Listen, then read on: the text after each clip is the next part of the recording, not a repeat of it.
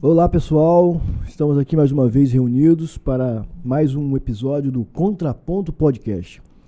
Aqui esse bate-papo informal, trazendo sempre assuntos relevantes, não só do meio jurídico, mas que envolvem toda a sociedade. E hoje, o nosso tema escolhido para esse bate-papo é um tema que às vezes as pessoas não gostam de conversar muito, mas infelizmente é algo que é inevitável para todos nós, né? O nosso tema hoje é os reflexos jurídicos sobre a morte. Estamos prontos para partir? E hoje, aqui, a gente está recebendo uma convidada especial que vai tratar desse tema, que eu tenho com toda certeza, com toda a profundidade que o assunto requer, a doutora Jéssica Almeida. É um prazer estar aqui, te receber aqui. Tenho certeza que será de grande valia a sua participação aqui conosco. Desde já, eu te agradeço o seu aceitado o convite. Obrigada. Seja bem-vinda, doutora, tá bom? Com certeza é uma área que eu não gostaria de ter estudado, não, que eu já fico preocupado. Mas fala um pouco sobre sua vida, sua história pra gente aí. Como é que você começou? Por que te levou a trabalhar basicamente com os mortos? Conta pra gente aí. Por que essa escolha, né? Por que essa escolha? Fala um pouco da sua trajetória, conta um pouco da sua história pra gente aí, pra todo mundo que está nos vendo. Bom, primeiramente, boa noite a todos. Quero agradecer o convite, doutor Gladenir, a Saulo, meu amigo. Estou muito feliz de estar aqui porque eu acompanho vocês, sou ouvinte também. Olha só, tá vendo? Eu falo com você que tem muito, gente importante. Eu falo que tem gente importante que nos acompanha, você fala que não. Aí, então, estou feliz de estar do lado de cá hoje. Como o Saulo já me apresentou, eu me chamo Jéssica, trabalho exclusivamente hoje com direito sucessório, né? E, como o Saulo falou, essa é uma área que as pessoas não gostam muito de falar. E não gostam muito de trabalhar também, né? Para ser sincera, eu tô até com medo da audiência de vocês, porque não sei se é um assunto muito bem visto, né? E o direito sucessório, né? A minha escolha para atuar nessa área, eu vejo que tem muito a ver com a minha história de vida, com a minha família. Como quase todo advogado que trabalha nessa área, o meu primeiro processo foi um inventário. E um inventário de um familiar, né? Nossa. Eu tive a infelicidade de ter como meu primeiro processo de uma jovem advogada, né? Com a carteira ali. A minha avó faleceu e aí eu falei, vou fazer o inventário. Caiu no seu colo, né? Até como forma de gratidão por tudo que eles fizeram por mim. E meus avós, né, a cultura deles, né, eles trabalharam, saíram do nada, construíram um grande patrimônio visando deixar para a família. Sim. E então eu vejo que hoje o meu amor pelo direito das sucessões vem muito disso, porque quando meus avós faleceram, né, minha avó faleceu em 2019, logo depois meu avô faleceu também, então eu pude fazer aí um inventário dos dois.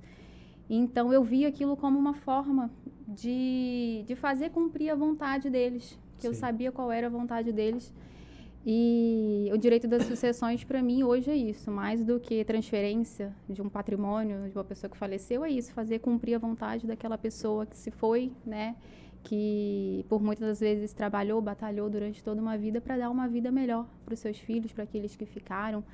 Então, por isso, hoje eu vejo que o direito das sucessões, ele está muito atrelado à minha família, à minha história de vida. E comecei nas sucessões do meu primeiro processo, passei por outras áreas também, até que cheguei em um momento da minha vida que eu falei, não, eu quero trabalhar com isso, é isso que eu gosto e me joguei e estou aqui hoje trabalhando exclusivamente com as sucessões. É uma coisa, né, que a gente até costuma brincar, né? A gente conhece o casal no momento do divórcio e conhece a união da família no momento do inventário, Exatamente, né? Os irmãos. Os irmãos, né? O amor acaba, se destrói. Tu começa assim. É verdade. Não, se morrer, se a pessoa estiver já no próximo de morrer, não, se morrer eu não quero saber de nada. Eu não quero saber de nada. Morreu, a pessoa já parece que muda a chave, já e começa... E tem sempre aquela história, né, das pessoas falar que inventário é uma coisa difícil. Né? A pouca experiência que eu tenho em relação a isso, eu digo que muitas vezes que é difícil conduzir as partes, né? Sim. Já pegou muito inventário complicado? Com certeza. Eu falo, sempre que eu posso falar sobre inventário, eu falo da oportunidade que tem de se fazer. É possível fazer um inventário rápido, né? Tem processos que podem terminar em um mês, um inventário judicial. Só que eu dou o azar da maioria dos meus processos serem litigiosos, né? Por mais que eu fale, pregue, que pode ser rápido, mas a maioria dos meus processos são litigiosos. E os inventários, eles acabam demorando por esse motivo, por conta de litígios que muitas das vezes não vão alterar a partilha, não vão ser levados para dentro de um processo. E só que as partes, às vezes, por falta de sabedoria, daquele também que está conduzindo, acaba ali levando isso para dentro de um processo e se tornam processos intermináveis. Só que essa não é uma regra, e eu sempre gosto de deixar claro, não é uma regra do Criou-se um inventário. mito, né? Que inventário é 20 anos, 10 anos. É uma coisa demorada. Mas deixa eu até perguntar. A nossa legislação, né, do Código Civil, que trata da partilha, né, do direito das sucessões, ela por si só não traz muitos entraves burocráticos que faz com que esses processos demorem. Porque acabou que isso ficou muito culturalmente enraizado na cabeça de todos nós, não somente no meio jurídico, mas do próprio leigo mesmo. Quando a pessoa fala em inventário, todo mundo remete a coisa que demora muito. Sim. Né? E aí, por exemplo, teve um processo que levou mais tempo no judiciário, é um processo de inventário de um comendador, que eu esqueci o nome lá, que levou 105 anos tramitando no Rio Grande do Sul. Nossa. Você imagina, eu fiquei pensando, imagina quantos advogados passaram por esse processo, quantos juízes, quantos servidores. E aí quando a gente observa isso, a gente vê que, de fato, talvez será que a legislação também não dificulta muito essa questão de tornar o processo um pouco mais demorado? Hoje em dia nós temos, né, formas diferentes de se fazer inventário. Pode ser feito no extrajudicial, pode ser feito por meio de arrolamento, pelo rito propriamente dito do inventário. São poucos os casos que você necessita fazer pelo inventário, né? Você pode escolher, na maioria das vezes, por um arrolamento, fazer de forma mais célere. Só que o grande fator determinante para que processos de inventário sejam demorados acaba sendo o litígio. Né? E quando você vai pegar para olhar aqueles processos que estão lá tramitando há 10, 15 anos, quando você para ver, não são fatores que vão alterar a partilha. Às vezes é só uma confusão no que diz respeito a quem vai ficar com isso, quem vai ficar com aquilo, ou coisas talvez que não serão resolvidas dentro de um processo de inventário. É muito comum que se tenha uma casa, um terreno, uma propriedade, que os herdeiros queiram dividir entre eles. Vou ficar com a parte da frente, meu irmão vai ficar com a parte de trás, e eles entram nessa briga, não concordam. Só que quando você vai olhar aquele imóvel, é uma só matrícula, é um só imóvel, né? A gente não vai dividir dentro do inventário quem vai ficar na frente, quem vai ficar atrás. Se quiser fazer isso de forma consensual entre vocês, ok. Se não, vamos terminar o inventário, vamos fazer a partilha. Posteriormente, vocês vão lá e fazem uma dissolução de condomínio. É muito importante deixar claro, né, para o cliente o que pode ser feito dentro do inventário, o que não vai ser levado para dentro do inventário. Eu sempre tenho essa conduta de ser firme com os meus clientes, porque tem momentos que a gente precisa chegar e esclarecer, olha, você quer isso? O caminho vai ser esse, esse, esse. Vai levar esse tempo e esse tempo. É isso que você quer? Né? Porque muitas das vezes os clientes querem entrar em brigas, em questionamentos, só que a gente precisa deixar claro que uma vez que aquilo for levado para dentro do inventário, o teu processo vai demorar. E a verdade é que ninguém gosta de inventário, né? Juízes não gostam de inventário, serventuários, ninguém quer. Quando eles veem um processo que vai tomar um rumo litigioso, tem aquele termo, né? Sentam em cima, não de forma pejorativa, mas vai passando, vai trocando de juiz e aquele processo vai sendo empurrado. Interessante. Muitos não gostam e muitos, a maioria, não sabem trabalhar com inventário. Você chega num cartório, só tem uma pessoa que é responsável para fazer o inventário. Se aquela pessoa lhe tira férias, se aquela pessoa adoece, o processo fica lá no cantinho, lá e ninguém mexe. Sim. Isso quando era processo físico, não é quando era eletrônico, agora é a mesma coisa. Porque só uma pessoa sabe mexer. Porque, de fato, é algo que tem todas as suas especificidades, né? Tem um procedimento que é diferenciado dos outros processos. E, às vezes você pega o inventário lá, chega lá um cliente no escritório procurando, quer trocar de advogado, porque o processo não está andando.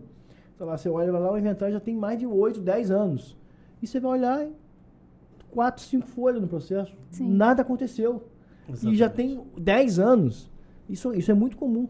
O que eu observo também, muitas vezes, é o seguinte, é o que eu venho batendo nessa tecla há muito tempo, né? O cliente, ele tem que procurar saber qual é a especialização do advogado antes de entregar um processo.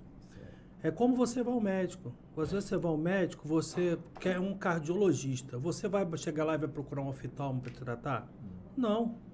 E o oftalmo até pode ter visto alguma coisa sobre cardiologia lá na época da faculdade. Mas se você quer operar seu coração, você tem que procurar um especialista. Então, eu, por exemplo, atuo na área criminal. Se me levar para a área de direito do trabalho, eu não vou conseguir fazer. E eu acho que, nesse caso, muito claro, essa questão do inventário, ele tem muitas nuances, muitas coisas que são muito próprias dele, que você não vê em outro lugar.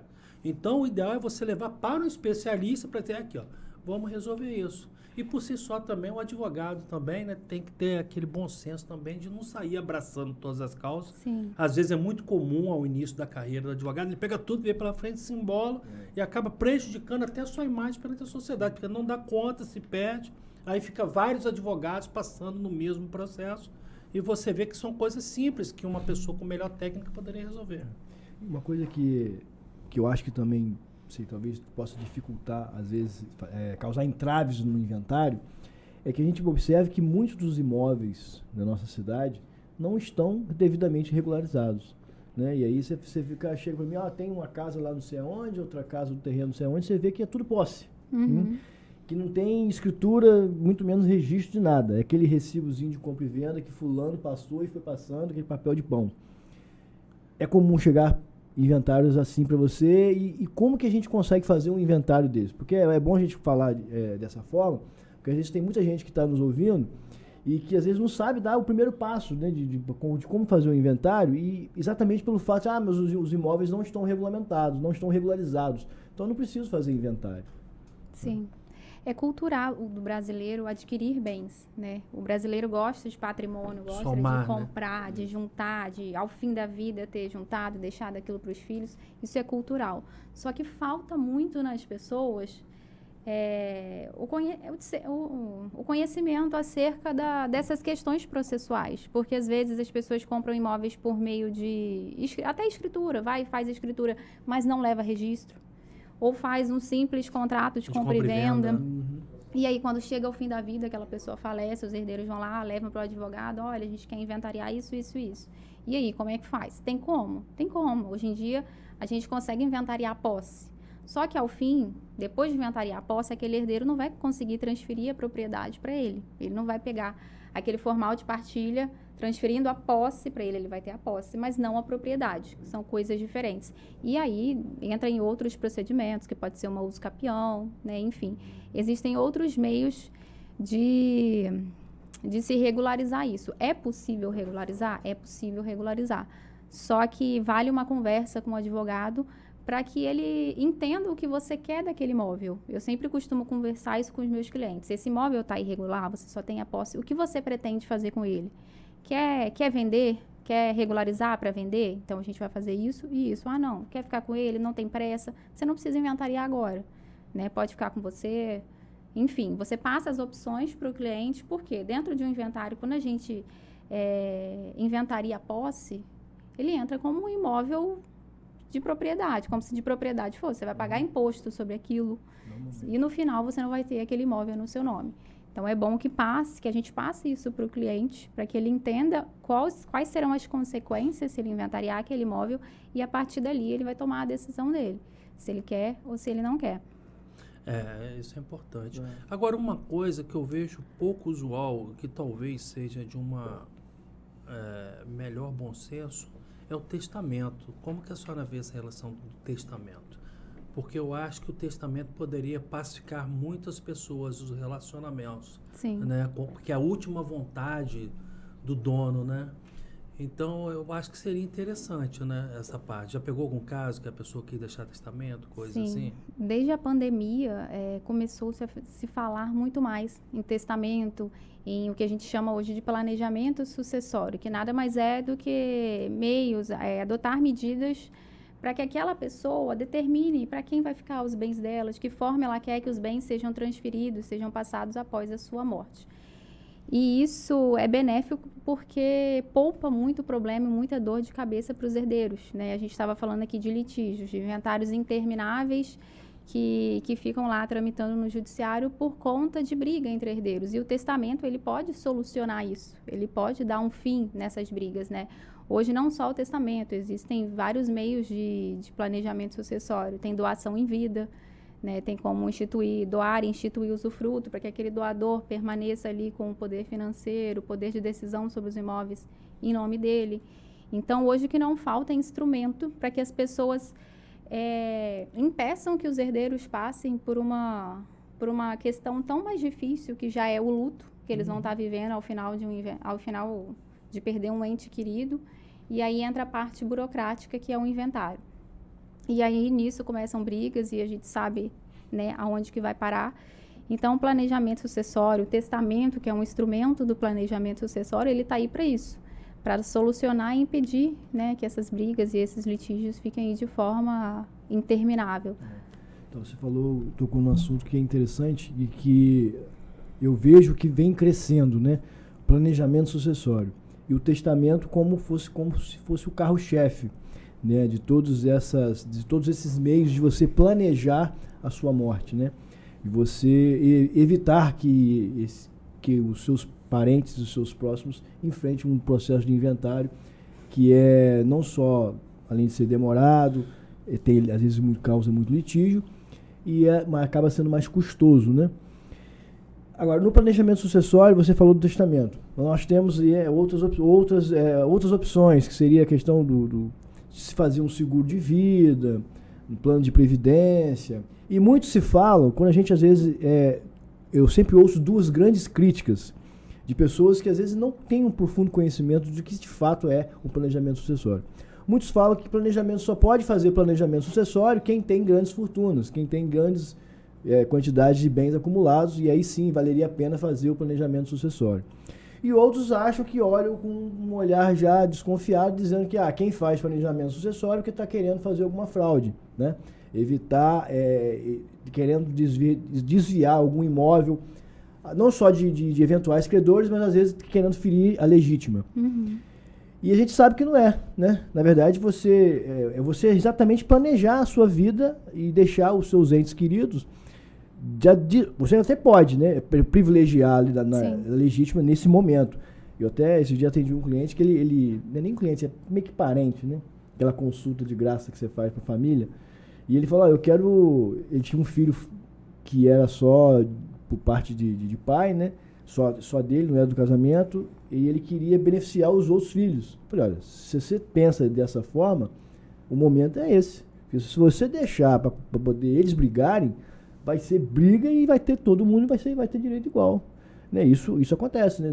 Você pode fazer esse planejamento, e aí sem que ofenda a legítima, você conseguir privilegiar uns filhos em detrimento de outros. Sim.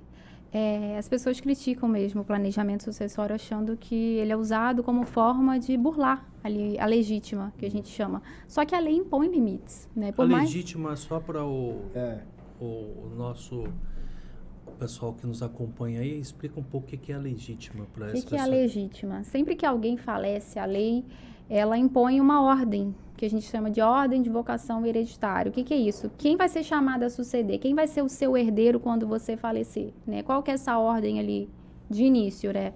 Eu faleço, eu tenho filhas. Minhas filhas são minhas herdeiras, né? Somos descendentes, filhos para baixo, filhos, netos. Uma classe exclui a outra. Se eu tenho filhos, não passa para outra classe. Não tenho filhos, vai para os ascendentes, para cima. Pai, mãe, avó. Não tenho, vai para o meu cônjuge, para o meu companheiro. Né? Lembrando que hoje o cônjuge e o companheiro, eles recebem herança de forma equiparada. Né? Não tem mais a distinção entre união estável e casamento. Os dois herdam.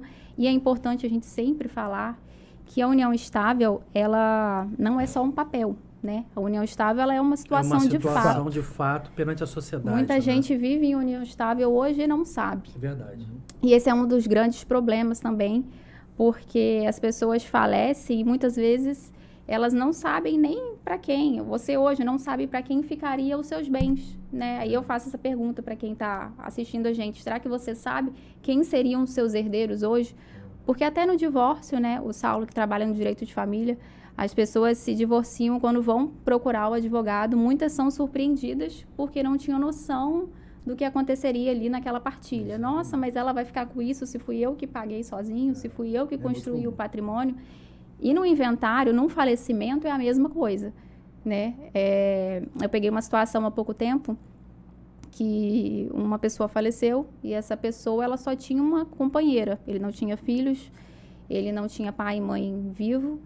ele só tinha essa companheira que, na verdade, ele morava junto, né? Eles não tinham uma união estável registrada ali no papel.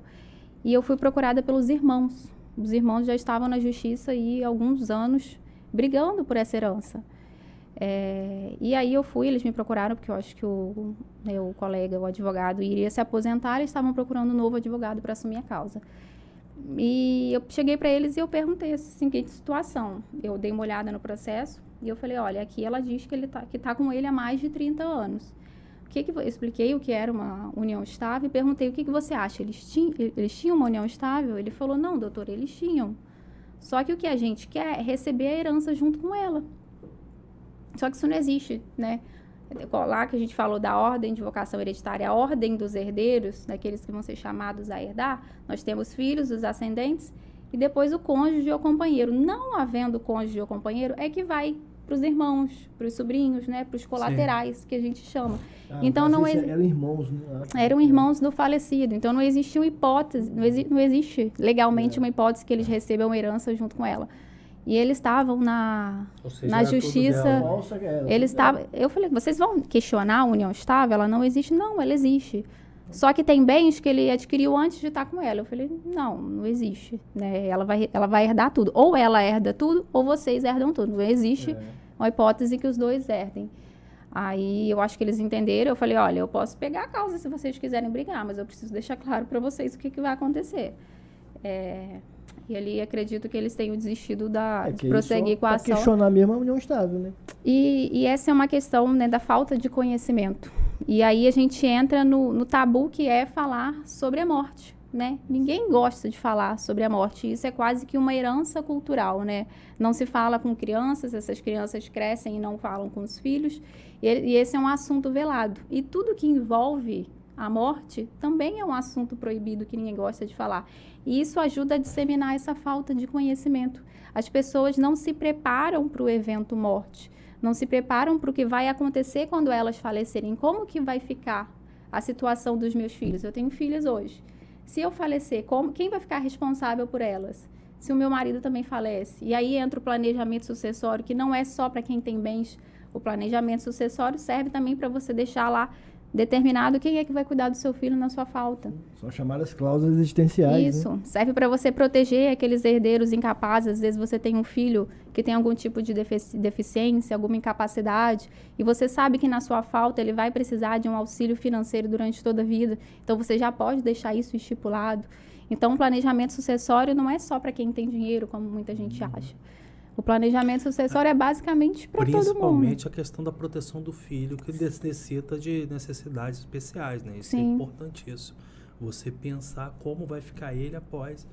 Porque as pessoas pensam assim, eu tenho que deixar uma pensão, eu tenho que deixar um dinheiro, mas você esquece de dizer quem é que vai tomar conta e vai administrar aquilo dali. Né? E às vezes entra até em briga em relação a isso, né? Infelizmente o dinheiro é o moinho de muitas brigas e muitas discussões nas famílias, né? É o que se destrói. Infelizmente acompanha por ali. Eu tenho visto, né,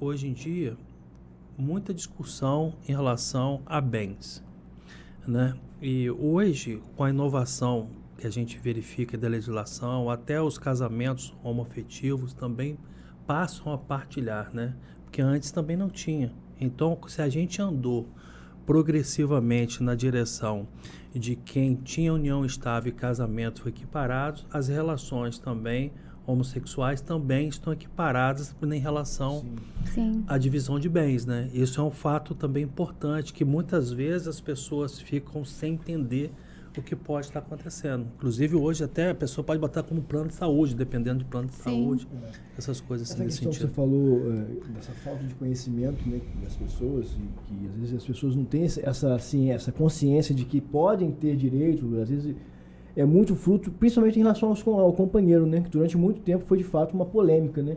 O companheiro era excluído, dependendo do regime de bens, ele era excluído, não era equiparado ao casamento. É uma coisa que só foi consolidada de 2017 para cá, com a posição do STF e tal, que declarou inconstitucional o artigo lá que dizia que o companheiro era diferente. E hoje ele é equiparado ao casamento. Agora, a gente observa que essa questão do planejamento sucessório hoje vem crescendo e acredito que isso vai tomar uma grande proporção em função do que nós chamamos de herança digital. Porque hoje o que a gente deixa, nós não só deixamos bens, vai ser cada vez mais comum a gente deixar esse patrimônio que é o que a gente mais tem. Que antigamente, quando o cara falecia, a primeira coisa que a gente fazia era chegar lá, procurar a senha para lembrar a senha do cofre onde ele guardava os documentos. Né? Pode ser. Procurar lá onde ele guardava aquelas escrituras, aqueles documentos, aqueles papéis velhos que tinha lá. Hoje, talvez daqui para frente, isso vai crescer, a gente tem que descobrir a senha do celular para poder ter acesso às nuvens onde ele guarda os documentos, né, mais importantes, descobrir a senha da rede social, né, a senha de e-mail. Talvez o patrimônio que não é material está lá muito mais profundo, muito mais forte do que, eventualmente, até do que ele deixou de bens. Sim. Então, isso é algo que a gente também hoje vai ter que ser discutido e vai ter que ser também planejado. Né?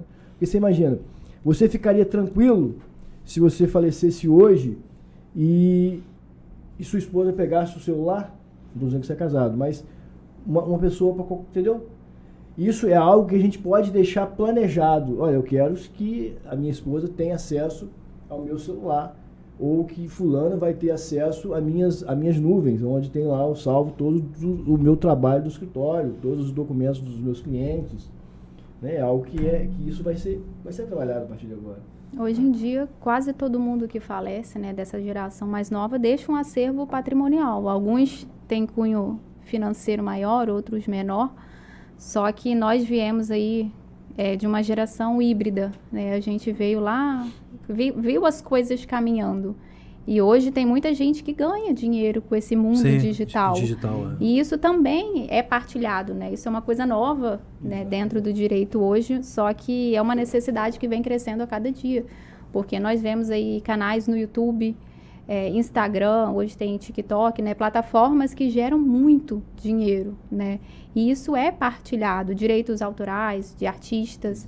Só que tem uma distinção, né? Os bens digitais patrimoniais, que são esses que geram dinheiro, e tem aqueles morais, existenciais. Esse não se partilha, né? Um perfil comum, né? Aquele perfil que não gera dinheiro, um perfil do Instagram, um perfil do Facebook, não tem por que se partilhar, porque é de cunho moral, né? Pessoal da pessoa, né? Tem que respeitar ali a dignidade da pessoa.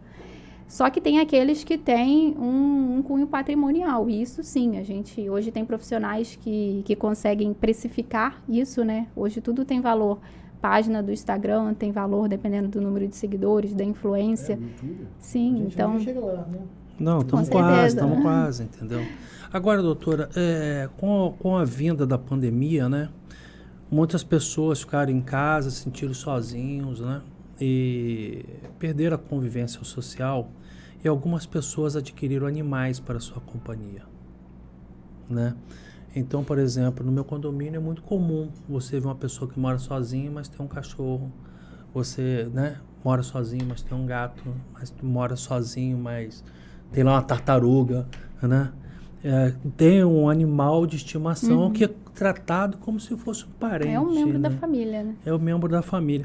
E esses dias eu estava conversando, estava no elevador, tinha uma senhora conversando, falando, eu tenho que dar um jeito de, quando eu morrer, deixar tudo para ele, entendeu? Aí depois que eu percebi que ela estava falando, inclusive, do cãozinho que estava no braço dela, entendeu? Já acontece esse tipo de coisa, que eu já vi no exterior pessoas deixar patrimônios para os animais. Isso no Brasil pode acontecer ou não pode acontecer? Não. Ou como é que isso funciona? Não pode? Não, felizmente ou infelizmente, né? A nossa lei hoje não permite que você deixe diretamente, mas é possível que você resguarde o seu bichinho ali na sua falta. Você pode deixar uma pessoa, né, responsável. Essa pessoa tem que aceitar o encargo também, né? Porque você falar assim, olha, eu vou deixar, eu tenho um Rottweiler, eu morrendo, você fica tomando conta dele. Isso, e aí você vai deixar ali um auxílio financeiro para que aquela pessoa, e você pode deixar isso como condição, inclusive, para que aquela pessoa receba aquela herança, que ela cuide daquele bichinho. É possível, mas não diretamente para ele. Mas eu acho que é uma coisa que é o direito capaz de caminhar nesse sentido, né? Acho que essas questões envolvendo animais também têm evoluído, né? Tem crescido muito. Tem questão de direito de convivência com o casal que se separa, pode ter lá o direito de convivência com o animal. Até pensão alimentícia está sendo discutido lá na STF. Né? Então, assim, são coisas que talvez em algum momento é possível que a gente chegue a essa... Eu já vi casais no divórcio discutir quem vai ficar com o cachorro. Sim, tem. Tem bichinho que é melhor que muita gente, né? Então, Né? é válido. Rapaz, não fala não, né? Mas então, voltando àquilo que você estava falando, a questão do planejamento, isso e essa questão do YouTube, né, desses canais digitais, essa herança digital que é monetizada, nós temos exemplos de artistas aí famosos, a própria Marília Mendonça, né, que morreu o filho dela, hoje está aí milionário só com os direitos autorais dela. Né? Esse dia eu estava lendo uma reportagem que durante anos ele não precisa nem trabalhar, só rendendo do dinheiro das produções dela. E, por outro lado, a gente vê também famosos e que servem de exemplo para a gente e entender a importância de um planejamento sucessório, como é o caso do Gugu, né? que ele não apresentador de televisão. Que faleceu e que deixou aí um ninho de gato aí, cada hora aparece um dizendo que agora parece que apareceu um dizendo que é filho dele. Sim. Antes eram dizendo que tinham 2 companheiros, tinha a atual, que era a mãe dos filhos dele, e tinha um outro que se dizia companheiro. Então você imagina a salada que não virou esse inventário, né? União estável sendo discutida, e agora tem mais um filho brigando, e num patrimônio de milhões, né? O cara, será que ele não teve orientação de se fazer um planejamento sucessório? Ele poderia fazer ali uma doação, um testamento, e até uma holding familiar, né? Sim. Às vezes as pessoas acham que quando falam em planejamento sucessório, muitos entendem que é testamento e outros acham que holding familiar seria só... Se resume a... É até interessante, doutora, falar, porque às vezes a gente fala holding familiar, o que exatamente seria, né, essa holding familiar?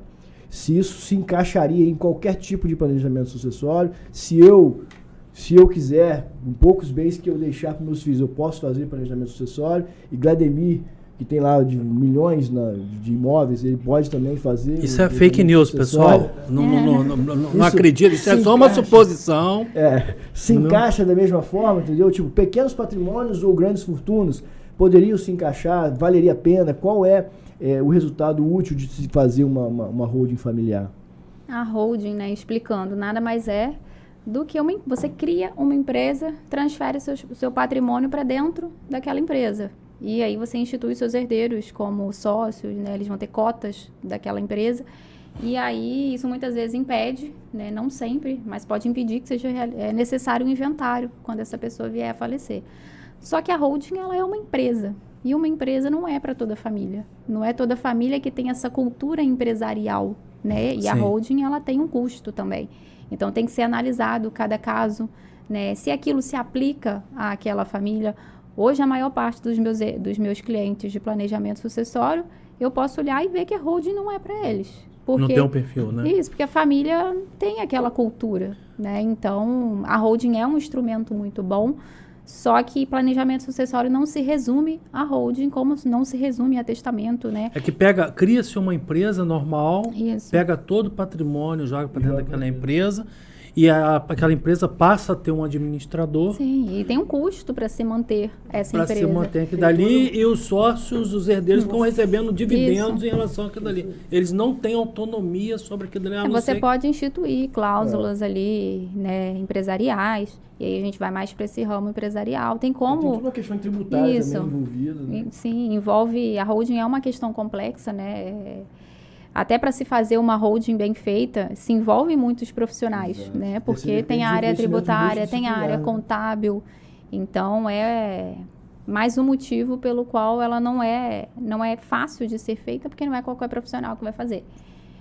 E o testamento é outro instrumento que as pessoas resumem muitas vezes o planejamento sucessório ao testamento, assim como resume a holding. Só que um planejamento sucessório bem feito, ele envolve vários instrumentos, não só um, não só outro, mas vários.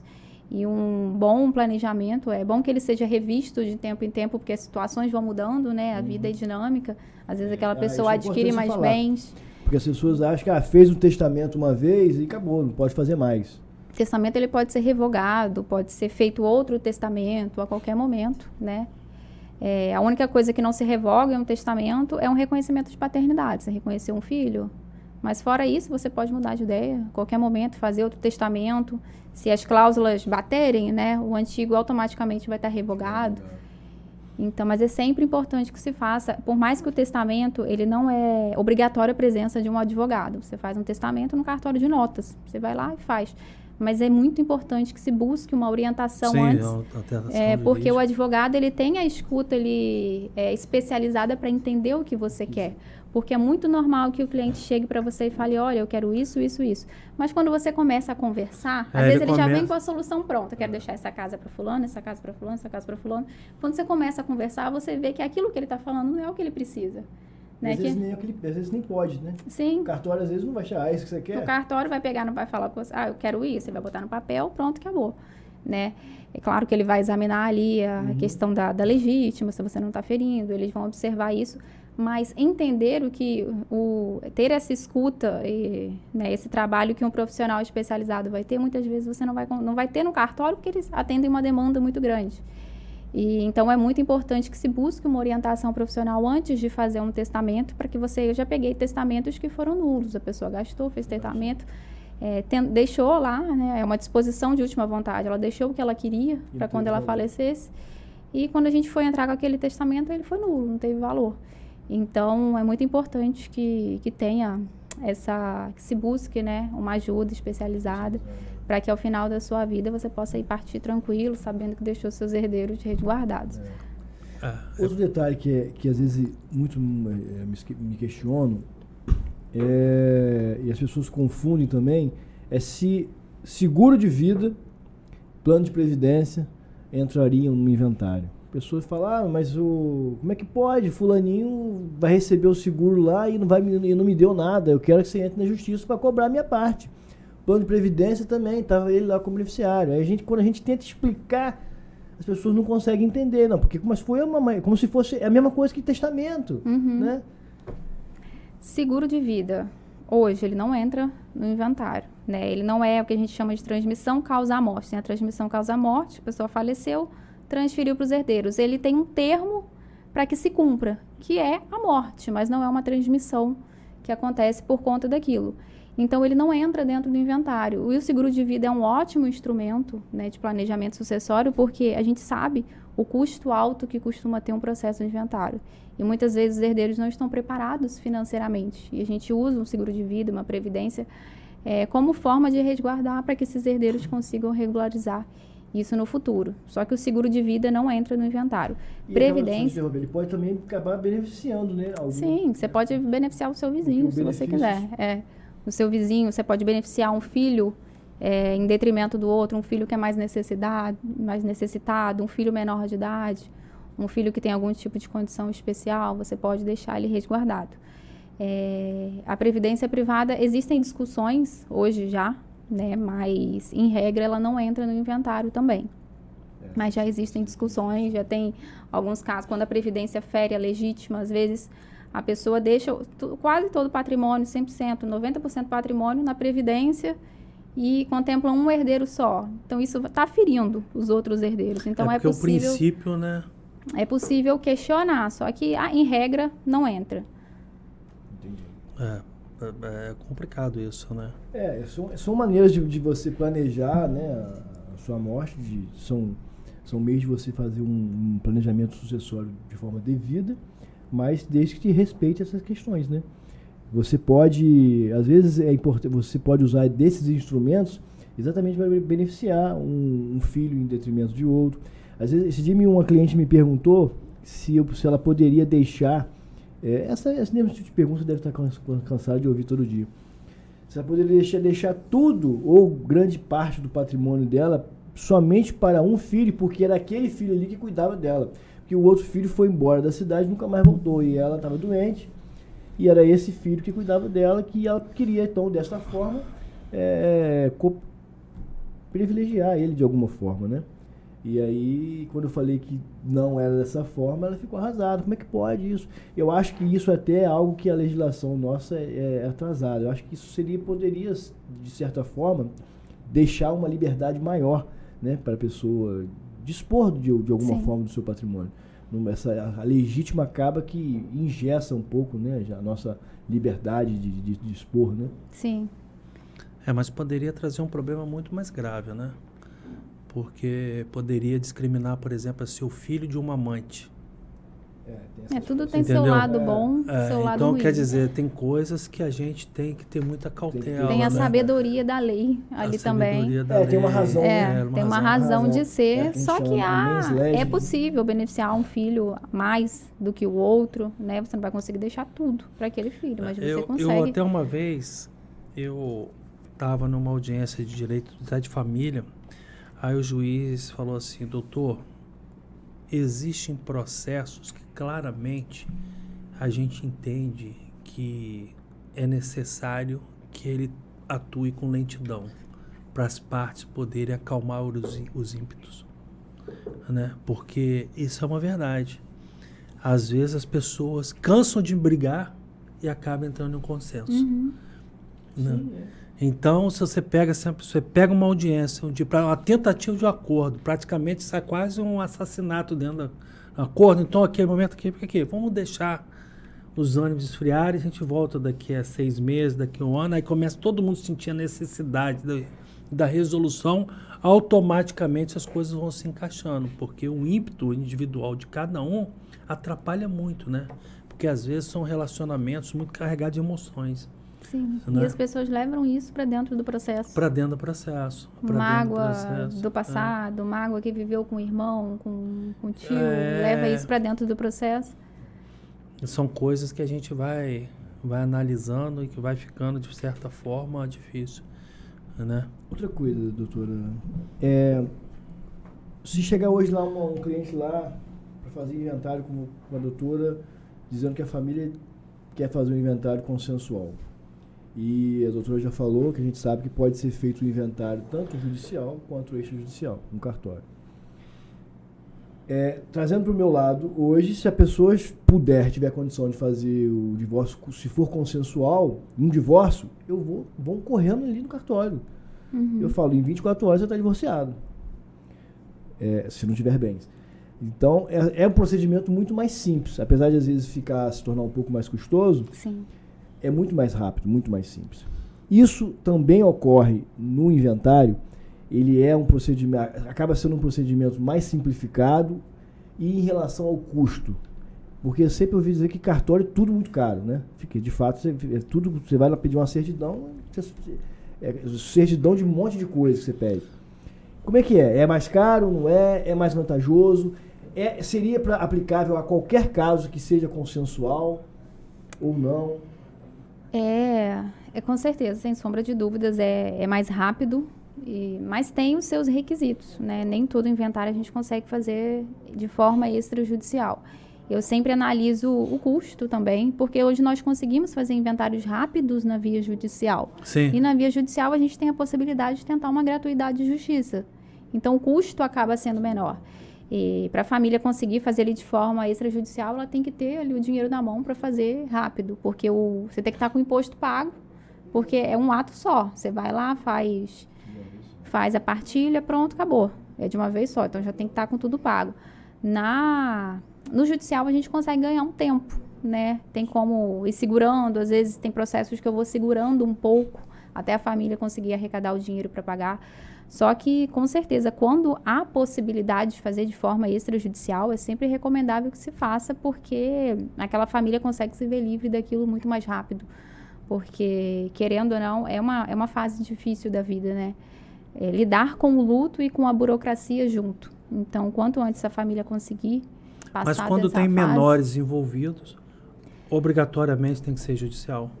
Sim, hoje já existe a possibilidade de se conseguir fazer com autorização judicial, na via extrajudicial, quando se faz a partilha de forma igualitária entre os herdeiros. Por exemplo, tem um imóvel, 2 herdeiros, 50% para um, 50% para outro daquele imóvel.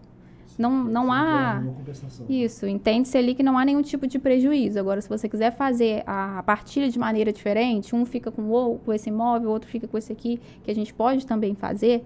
Aí a gente vai para judicial. Mas a regra é essa. Tendo filhos menores ou incapazes, vai para o judicial. Tendo testamento, hoje já é possível conseguir fazer no extrajudicial também. Só que a gente tem que entrar com uma ação de reconhecimento daquele testamento, de abertura e cumprimento daquele testamento. Tendo o ok do testamento, a gente leva o inventário para o extrajudicial. Só que sem sombra Ou de seja, dúvidas. vai passar pelo judicial de qualquer maneira. Vai passar. Então não vale a pena você apenas navegar ali e voltar para o cartório, é melhor deixar tudo lá. Eu sei que tem, né, amantes do extrajudicial aí, eu entendo por quê, mas eu não sou uma dessas. Eu sempre vou para o judicial quando é rápido. Eu acho que dá mais segurança. Algo desse sentido. Até o custo, às vezes, o custo... Menor. O custo, não só o custo de emolumentos, de custos, agora aumentou muito os emolumentos aqui no Rio de Janeiro, as custas também, porque elas seguiram um padrão um do outro. Só que, às vezes, o imposto de transmissão é diferente, né, no extrajudicial e no judicial. Isso porque tem uma multa, o prazo para começar, o prazo que começa a correr é diferente, o termo inicial. No extrajudicial, o termo inicial do prazo para você pagar é a morte. A partir do momento que a pessoa faleceu, você tem 90 dias para pagar aquele imposto. No extrajudicial. Já se você for para o judicial, o termo inicial vai ser a homologação da partilha. Ou ali a sentença que homologa, ou a decisão que homologa o cálculo, dependendo do rito. Então, nem sempre compensa ir para o extrajudicial, exatamente, porque você vai ter um tem custo. Essas nuances aí que mas a isso é aqui ficar... no Rio de Janeiro, né? Lembrando que o imposto de transmissão, para quem não sabe, é aquele imposto que incide na transferência da herança. Sempre que alguém... ITCMD, né? ITCMD, ITD, cada estado chama de um jeito. Mas sempre que alguém falece, né, a gente paga uma taxa ao estado, que é o imposto de transmissão causa mortes. E cada estado tem uma legislação diferente. Aqui no Rio de Janeiro é assim. Em outro estado, não vai ser. Então, por isso que a gente tem que analisar cada caso. E aí é importante buscar um profissional que entenda, né, para poder analisar os custos ali, as consequências daquela escolha. Já por acaso já pegou para preencher isso alguma vez? Nem quero. Rapaz. Nem quero. Entendeu? Nem quero. Só de olhar que você dá vontade de sair correndo. Tem problemas que eu prefiro ficar fora, entendeu? É levar para quem algo, sabe fazer. A gente escolhe quais brigas vai entrar, quais batalhas vai entrar. As pessoas têm que escolher realmente um profissional especializado. Não se aventure com qualquer profissional para fazer, seja no direito de família, no direito criminal, fazer um inventário. Se vai pegar um inventário, pegar um advogado que faz trabalhista, vai dar ruim. E muitas vezes vai custar, vai doer no bolso. Essa vai é a verdade. Vai doer no bolso. Porque as pessoas não têm conhecimento, não sabem o caminho que tem que ser percorrido, né? De forma correta. Ainda que ele tenha estudado, mas estudou de forma superficial. Né? Às vezes é o grande atrapalho, né?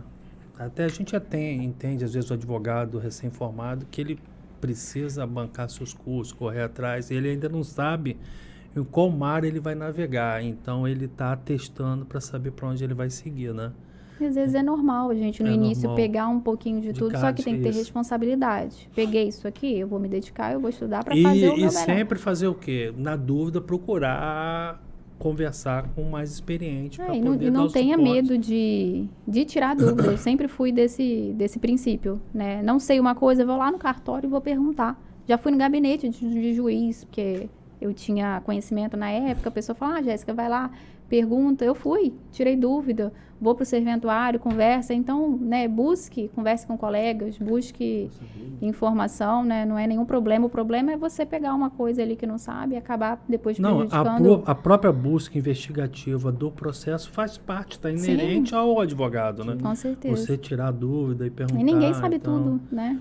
Entendeu? Então, quer dizer, são problemas assim. Só para mais uma coisinha, doutora. O imposto aqui qual é o percentual que é aqui no estado do Rio? Atualmente de 4% a 8%. De 4 a 8%. Do patrimônio. Você imagina. 8%. Valor de mercado. Pois é.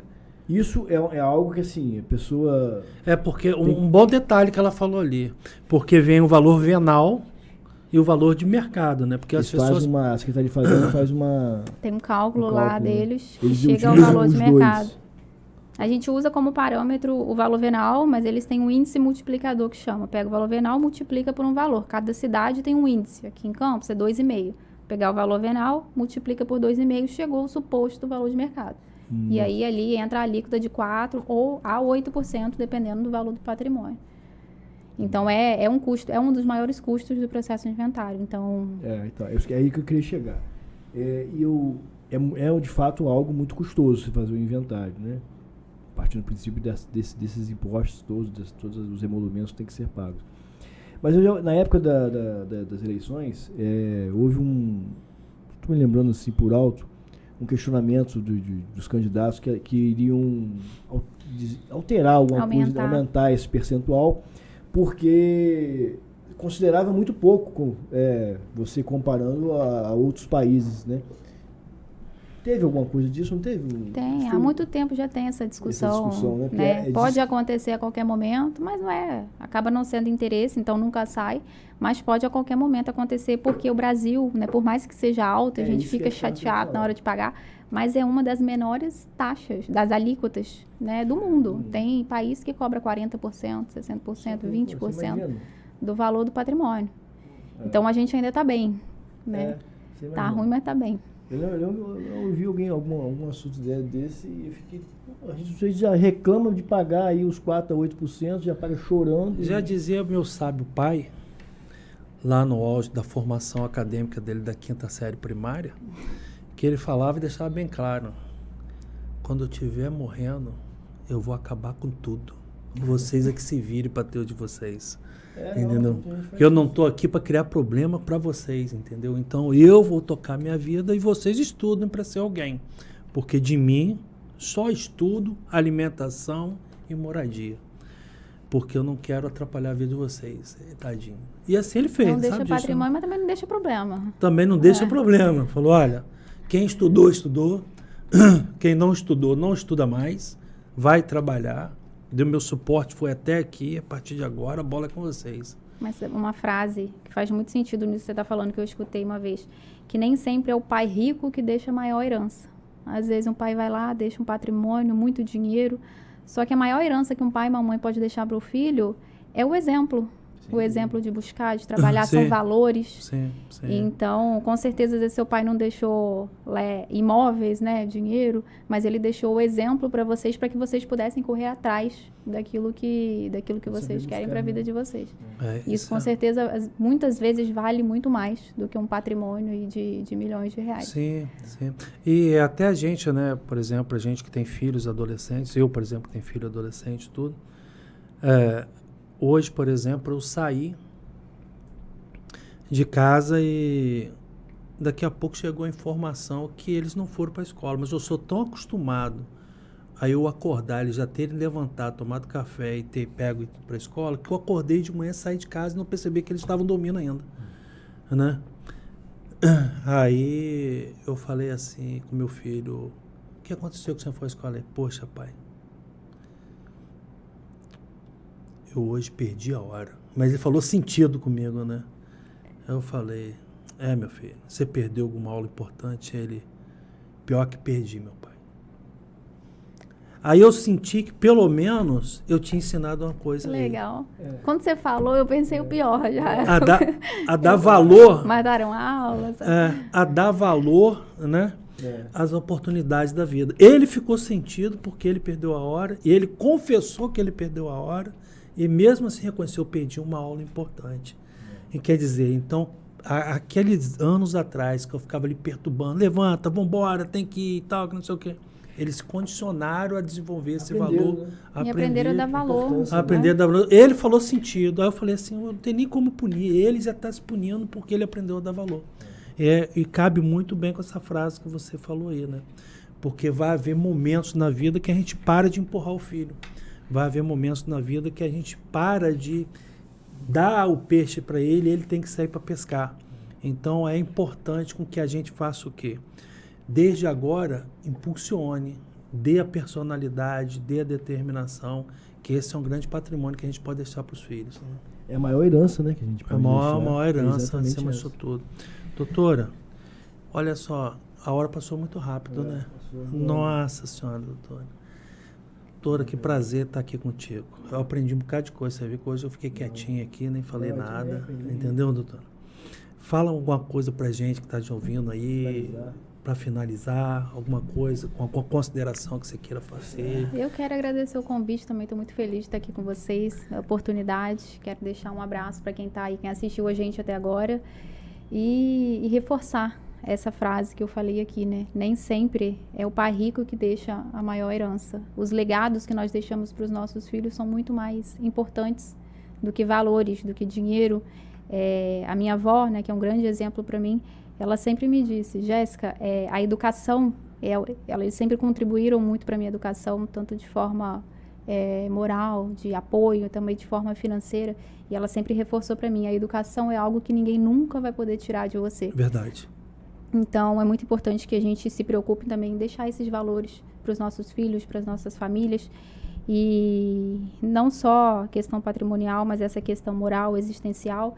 E se for deixar a questão patrimonial também, que também é importante, né? Não vamos negar isso, que busque deixar de forma consciente, né? Que busque resguardar os seus herdeiros, porque prevenir o inevitável, que é a morte, é um ato de amor. Não prevenir a morte, desculpa.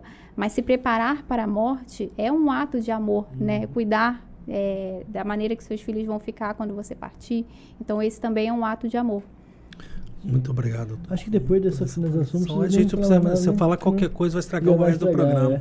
Pessoal, eu quero agradecer a sua presença, dizer que foi de fato foi brilhante a sua participação aqui conosco. Com certeza vamos trazer você de novo. Trouxe porque aqui assim, como a gente gosta muito, a gente traz de relevantes, nos ajudam. Tentar falar de assuntos mais alto astral. Mais alto astral. Pode trazer de outros assuntos, né? Agradecer de coração. Desde já registramos o convite para poder comparecer novamente, dividir nossa mesa aqui de bate-papo. Né? Agradecer mais uma vez ao Dr. Vladimir, agradecer o pessoal aí do D2.